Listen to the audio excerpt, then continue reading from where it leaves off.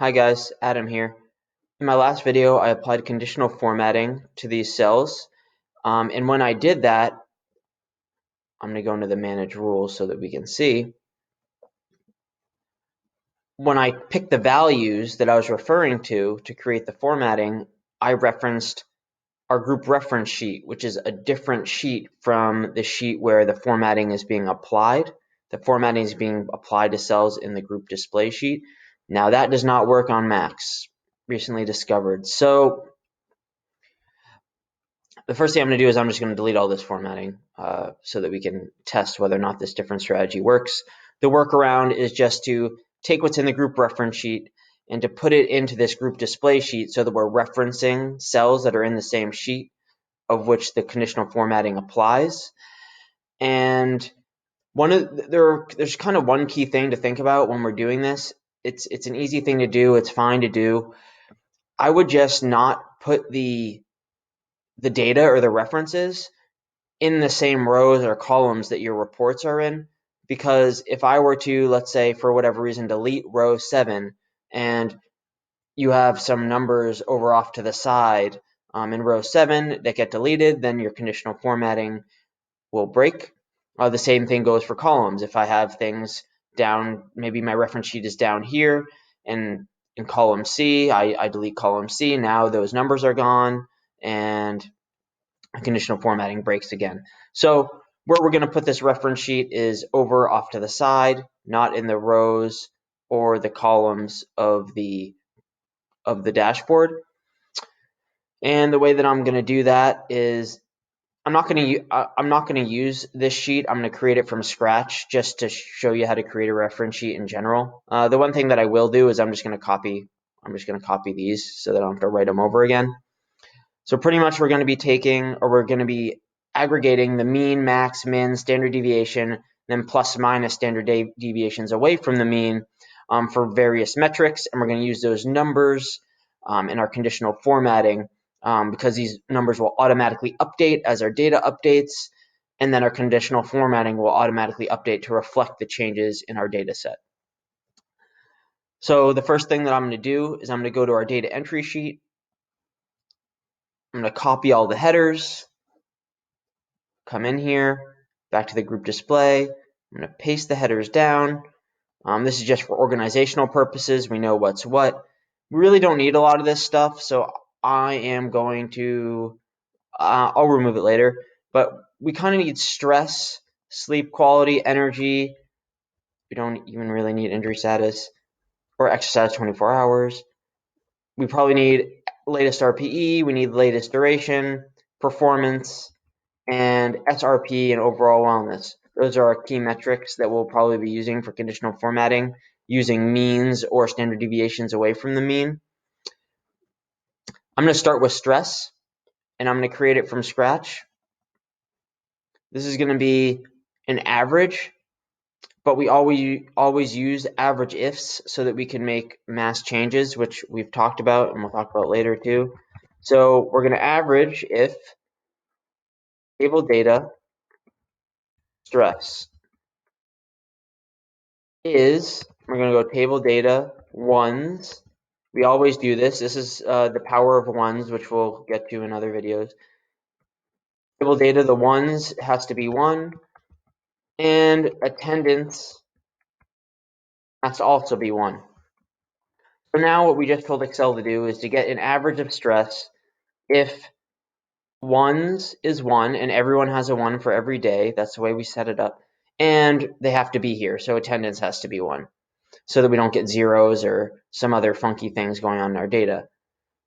Now, what's going to happen is if I drag this across to the end, I should get averages for all of these metrics, but I have to do something first. I'm going to show you what happens.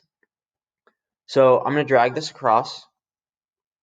There are errors. If I go into this formula, it's working where I'm getting the average of sleep quality, but these, the ones 1 and the attendance 1, also move over a column in our sheet.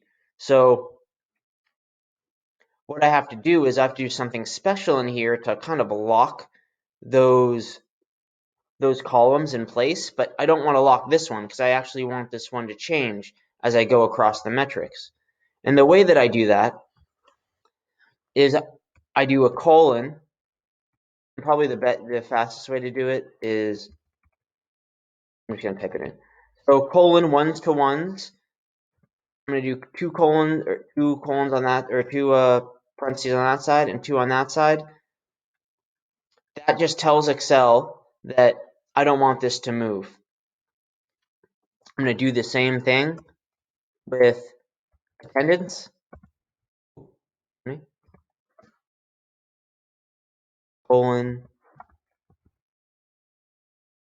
attendance. Okay, I'm going to click enter. And then what we always do, and I'm going to do the same thing here, is that if error at the end. If there's an error in whatever's going on in here, I just want it to be blank. Perfect. So now, since I have the ones column locked and the attendance column locked through the colon and the double brackets on both sides, when I drag it across, we should get the averages for all of these things. Perfect. Sleep quality, we're getting the average of sleep quality, and the ones stays there. The attendance stays there. If we go to energy, same thing. We get the average of energy. So this is working great so far.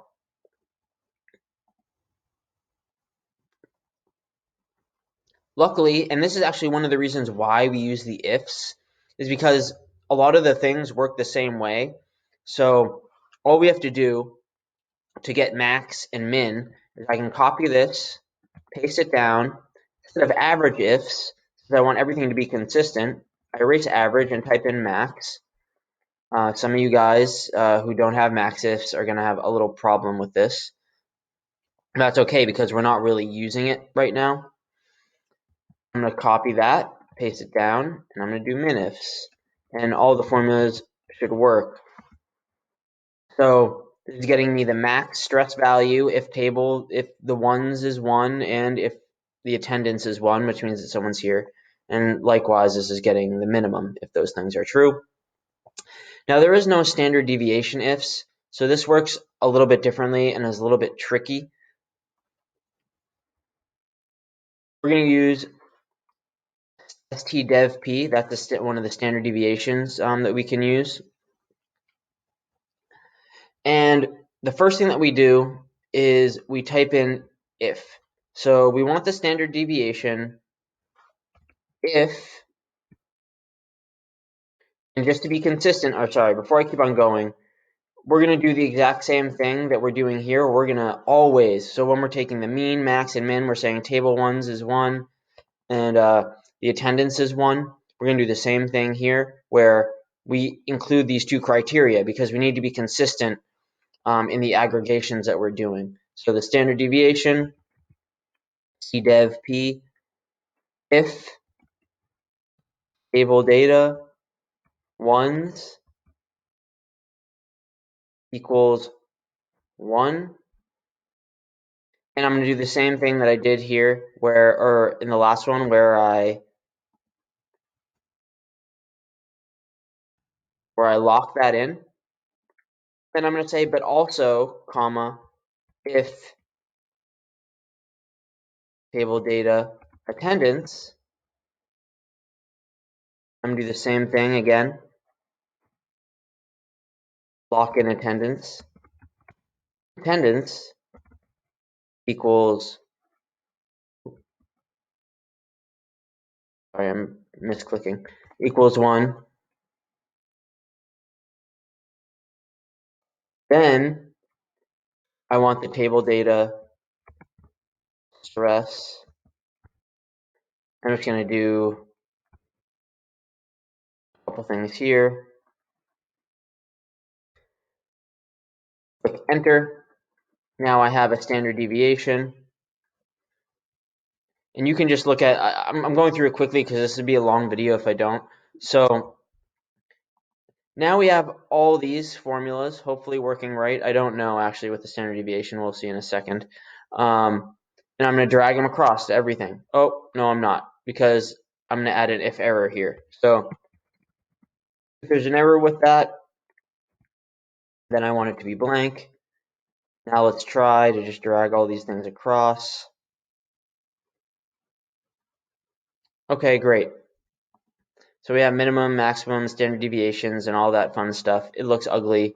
It is what it is. That's fine. So now, to create +1 standard deviation, we do equals the mean, which is that, plus standard deviation. And I'm just going to, just for consistency's sake, and to make it easier, I'm going to do this times 1.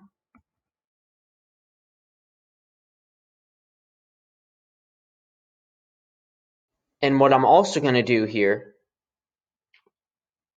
is I'm going to lock the rows. So I'm going to lock row 46, lock row 43, so that when I copy and paste this down, that the row doesn't change.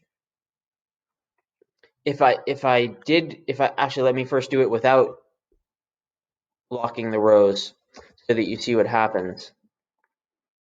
I copy and paste this down. Now, when I click inside, now I'm using these two cells, which I don't want, because all these things, all these plus minus standard deviations, we're kind of doing the same thing, but we don't want the row to change. We want to keep on taking stress and standard deviation. So if I lock these two rows, row 43 and row 46, and then I copy and paste it down, now I have the same thing. And the only thing I have to do here is change this to a minus sign. So 8.11 is 1 standard deviation above the mean for stress, which you can just add these two together. 4.425 is 1 standard deviation below the mean, which you could just subtract this from that. And now I'm going to take these two things, copy them, paste them beneath, and change this 1 to 1.5. Enter. It'll go to the next one, 1.5. Now I have 1.5 standard deviations above and below the mean, and I can just copy them, paste them down again, and change the 1 to a 2, and then a 2. So now we have plus minus 1, 1.5, and 2 standard deviations away from the mean. Do the same thing that I did with the other stuff. Highlight it all, go to the bottom right corner where this black crosshair thing comes up, and drag it across. Because remember, we locked the rows, but we didn't lock the columns, so it should carry across. We're going to get errors. It's kind of ugly, so what I should have done the first time, I'm going to do it now. Doesn't really matter. But if error, I'm going to do the blanks. Sorry. You don't need to do this. It's just I'm kind of anal about this stuff. So once we have all this good, once I type in all my if errors, it won't affect anything because the ones that do have errors we're not using anyways. But once I do this, I can just redrag it across, and those values or those errors here should just be blanks. So I'm going to redrag it across. Okay, great. Now I have all the data that I need in this reference sheet, in the same sheet that I'm using the conditional formatting. I don't even remember what the conditional formatting was, but this is just a test if it works. So on this day, or our most recent, we have a stress value that's 6. Now, when we look at this table here, the average is 6.2, and we know that higher is better. So that 6 is slightly lower than 6.2, and if we set up our conditional formatting in the way that we want, based on the way that I did it last time, it should be a little bit red because it's slightly lower than normal. And the way that we did this last time I hope I'm going to do this the same way, is in our rules, we created a rule that was a 3-color scale. We changed this to be a formula, everything to be a formula because they're looking at cells. So when lower is worse, that's fine. Red is there and green is here. I think I changed yellow to white. Yeah, I think I did that. So when I go, because then everything would mostly be yellow, and we just want to see red and green. So the minimum value, let's say we're doing 1 standard deviation, or 1 standard deviation below the mean. The minimum value, let's go down here,